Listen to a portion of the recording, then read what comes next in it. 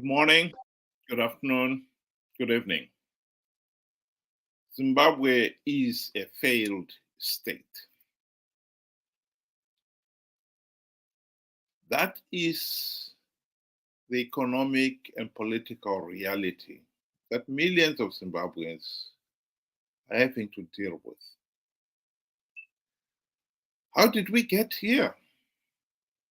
Well, ours has been a long journey. It started soon after independence. In 1980, ZANU-PF made it very clear that the party would not accept anything other than a ZANU-PF victory in what was to be the country's first multi-party elections, in which all races had a vote. Mugabe and his cronies made it very clear that if the party does not win, the Bush War would continue. Naturally, of course, the people voted to end the Bush War. Before independence, the call had always been one man, one vote. And that had been one of the uniting calls, uniting all blacks in the fight for independence. And yet,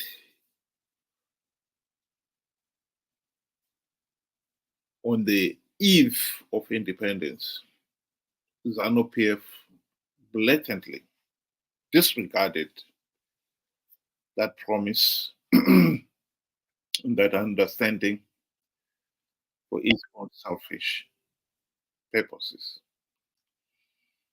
The regime wanted absolute power, and it was not going to allow people to have a meaningful say in the governance of the country.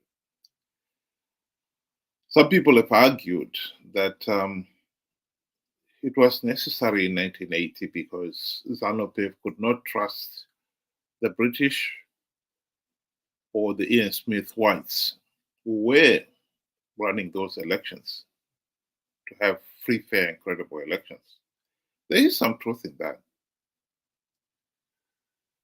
But one has got to look at the subsequent election after the 1980.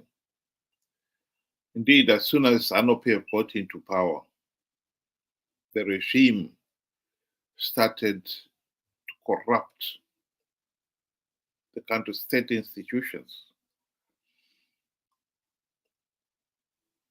ZEC, the police, the judiciary, the army, etc., etc. All those were compromised so that they became ZANU-PF in all but name, for the purposes of ZANU-PF having an iron grip on power.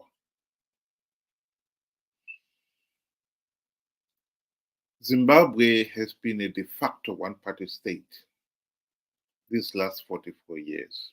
That is the political reality we've got to face. The country is in an economic mess because as much as the people realized that ZANU-PF was corrupt and incompetent, they were stuck with the regime. ZANU-PF has been able to rig elections, blatantly rig elections to stay in power. That is at the root of our problem.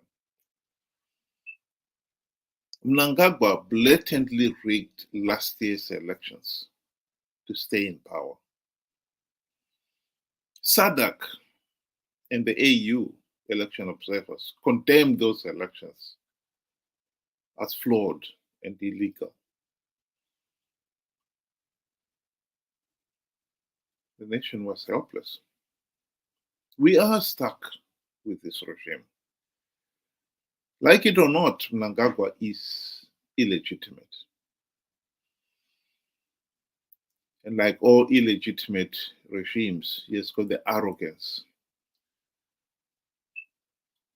of insisting that the country is doing well on a path of economic prosperity and stability when everyone can see the opposite. Today, Mnangagwa is giving his State of the Nation address. And here is a short clip of what he said.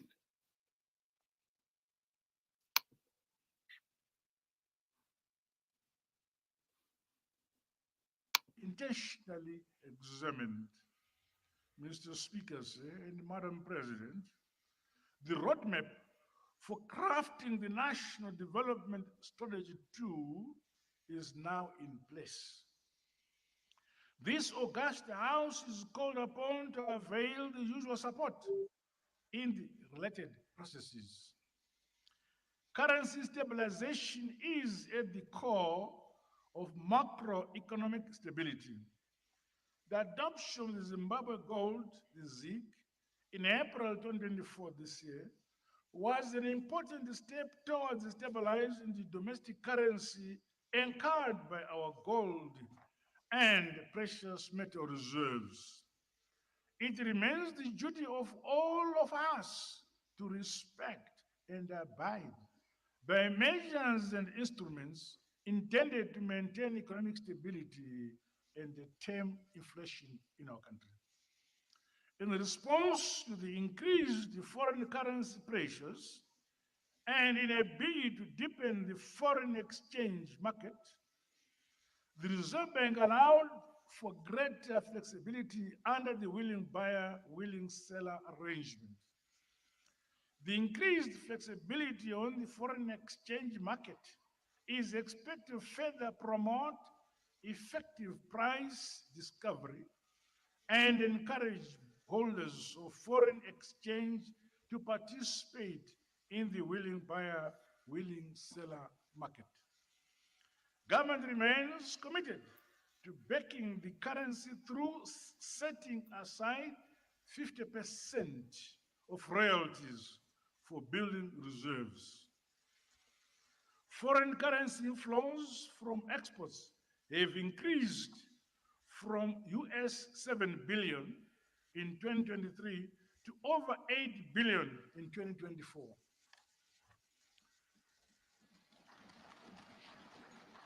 Our current banking sector is on sounding footing with sufficient capital and liquidity buffers, while profitability, asset quality, and liquidity metrics have also remained stable. However, we note with concern the resurgence of parallel market activities driven by speculative tendencies.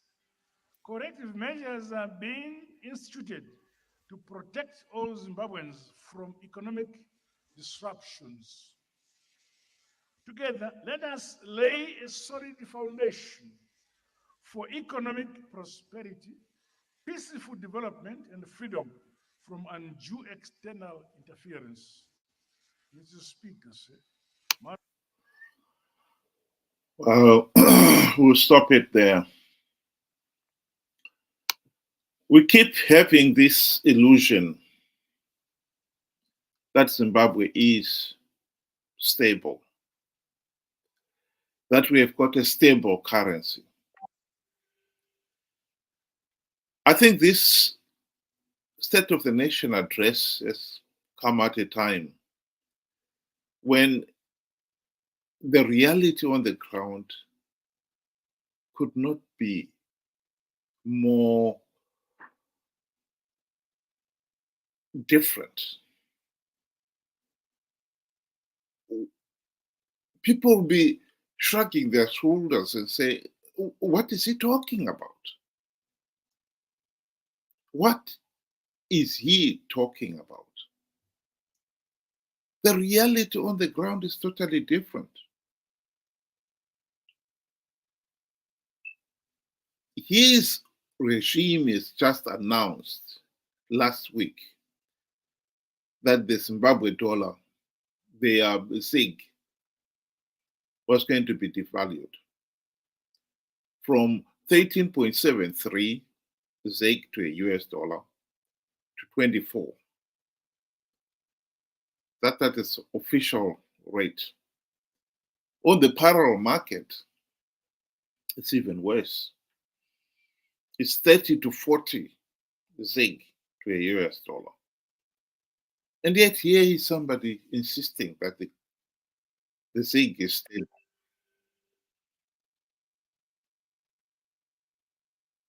One of the problems we have in Zimbabwe is that we have a regime that we cannot hold to account. When you've got a regime that is accountable to no one, of course, they've got the arrogance of saying what they want. And that is what we are seeing here.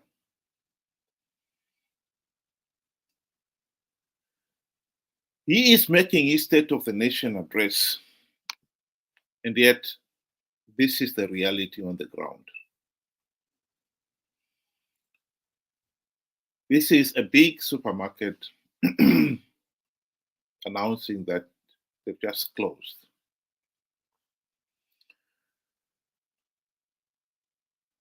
And in this particular case,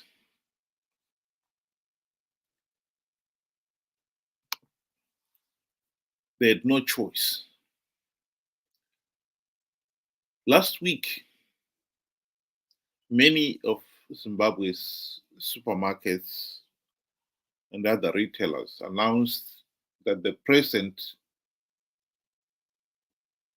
economic situation was unsustainable. They were being forced to trade at the official exchange rate, in which they had to accept the ZiG or payment in US dollars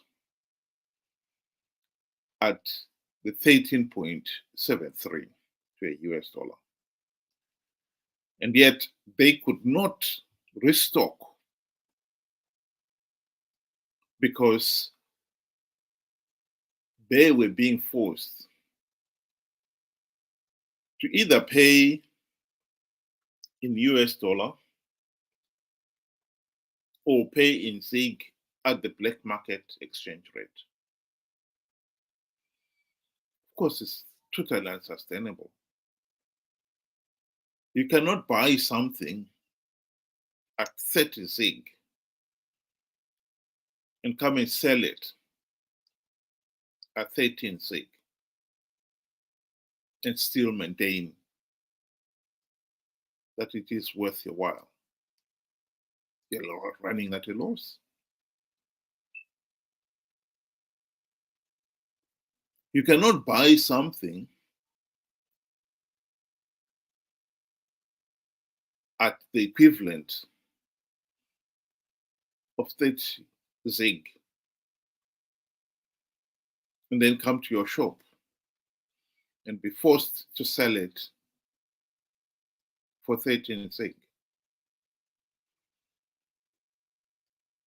So the devaluation that the regime announced last week was meant to address that problem.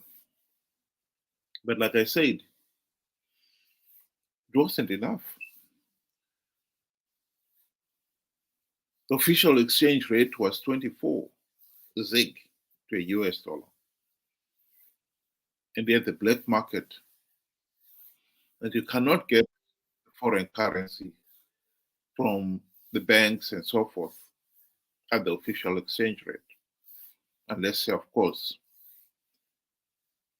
you've got your connections. So this whole economy is being run on footing that one is saying this is bound to fail. But what can we do?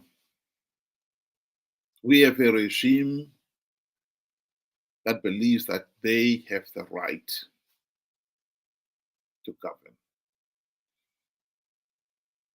They are not accountable to anyone.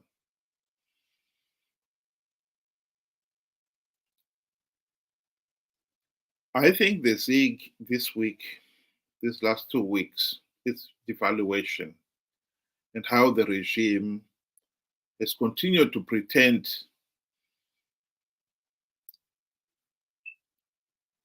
that it is stable, has underlined the fundamental problems we have in Zimbabwe today. We have a regime that is in power, that is accountable to no one, and therefore then can continue to say one thing when they know the reality on the ground is something totally different.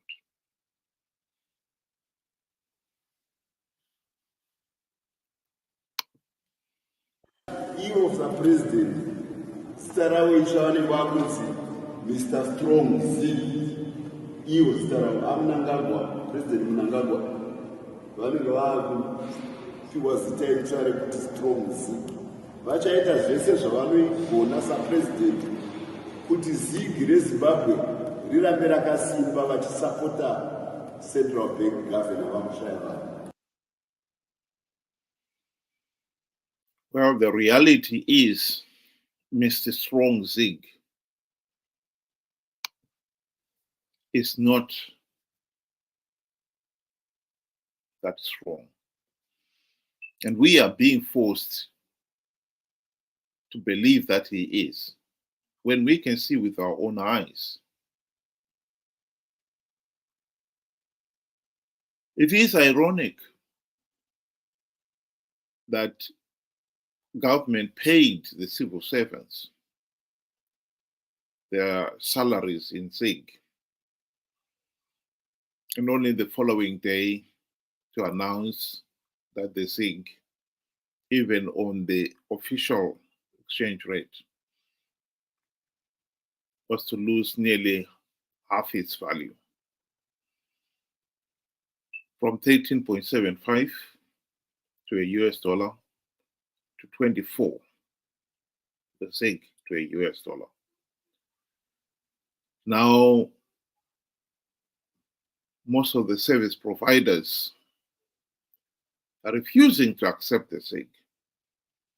So the poor civil servant is stuck with the ZiG.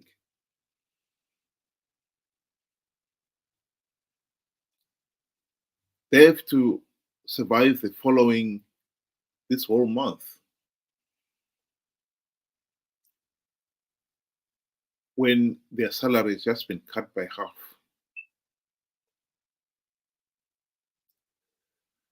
And no doubt, the regime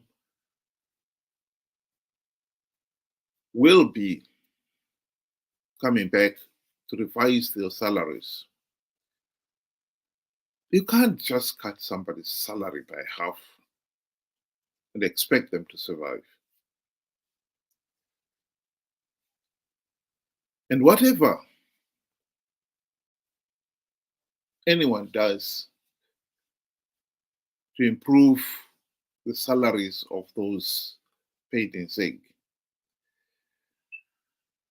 even if they double it, it can only fuel the inflation. The regime has tried to make it difficult by making the ZiG not readily available. That's how they've controlled, or at least try to contain, inflation. But that has only made it life very difficult for those who are paid in ZiG and then find they don't have the ZiG. They cannot lay their hands on the ZiG. This is just a nightmare. And I go back to the beginning of what I said. Zimbabwe is a failed state. And we've been stuck with this corrupt, incompetent ZANU-PF regime for the last 44 years, only because the people have been denied a meaningful say in the governance of the country. As much as the people have realized that ZANU-PF is corrupt, incompetent, they've not been able to remove the regime from office. And that is the heart of our problem. Mnangagwa and his ZANU-PF friends rigged last year's election. That is a fact.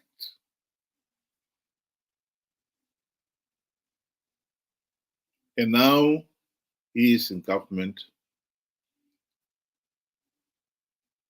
He is completely oblivious of the reality on the ground and want to maintain that the country is doing very well, that the ZiG is stable, when it has just lost half its value. This is the nightmare in Zimbabwe. I think it would be amiss for me to conclude without addressing the problem of what can we do. I believe there's nothing we can do. We are stuck with the regime. What we can do is make sure that 2028, we do not make the same mistake we made last year. And the mistake we made last year was to participate in a flawed election that SADC and the AU themselves said it was flawed. But we participated, millions, nearly 2 million Chamisa supporters participated last year's elections. That gave the process legitimacy, whether we like to admit it or not. And for what? The ordinary person gained nothing. Chamisa and his friends conned the people to participate in those flawed elections because they were after the few gravy train seats that they knew ZANU-PF gives away. This has been at the heart of our problem.